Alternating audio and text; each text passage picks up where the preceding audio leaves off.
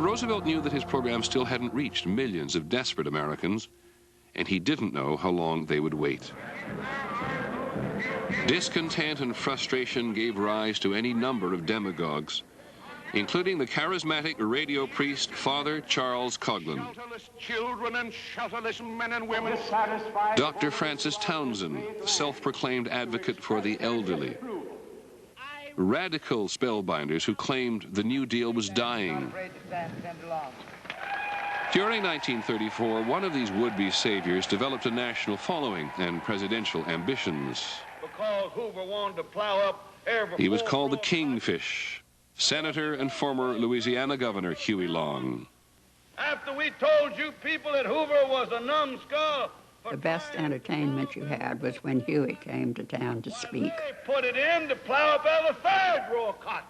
Everybody went to hear him, whether they were for him or against him. He was marvelous. The Lord has answered the prayer. He has called the barbecue. He used such expressive language. He said to You just had to listen. 155 million Americans. And when people listened, many discovered they liked what they heard. What Huey Long was saying was that he was going to soak the rich and he was going to give that money to the poor. His plan was never really carefully worked out, and in his own state in Louisiana, he fell notably short of redistributing the wealth. But it had a kind of direct appeal that the more complex programs of the New Deal lacked, and also provided a focus for the animus against the rich that had been building during the years of the Great Depression. Long promised every American a house, a car, a radio. In return, he wanted power. Absolute power. You couldn't do anything in Louisiana unless you got his okay. He was vicious. And if you told him no, he'd knock you down. He had built up a private police force. He had shown his contempt for the democratic processes, and that created a great deal of worry in Washington. Not just Southerners, but Midwestern farmers and New York factory workers were joining Long's Share Our Wealth clubs. I advised our Roosevelt... By 1935, Franklin Roosevelt was privately calling Huey Long the most dangerous man in America. They sat up and called General Hugh S. Johnson down here to take charge of that. When you have food riots, you have the makings of a dictatorship. Don't think you wouldn't do it, too. You might vote the wrong way. He rose on the votes of the people, and Huey Long was rising on the votes of the people, too.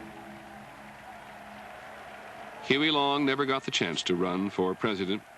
He was cut down by an assassin in September 1935. What? Next president of the United States. Who then is the inflationist? Roosevelt or the National Union? From Detroit came another voice preaching simple solutions. Father Charles Coughlin, the radio priest, blamed the Depression on a conspiracy by the bankers. Coughlin, who had 40 million listeners a week, called the president a betrayer and a liar. And so, Mr. Roosevelt, who was very loquacious in 1933 about driving the money changers out of the temple, is now bent upon another policy. I think driving the workmen out of decent annual wages. Both Coughlin and Long charged the president with neglecting the needs of farmers, workers, the elderly, and the poor. Roosevelt's fear was that people like Charles Coughlin and Huey Long might siphon off enough votes from the Democratic Party as to split the working class or vote on the left and give the election to the Republican candidate. This was a very real concern. Roosevelt's watched the Huey Long Share the Wealth campaign. He's watched the country drift left. And so he's shrewd and politic enough to realize that if he moves in that direction, then he breathes a new lease on life into his administration. This work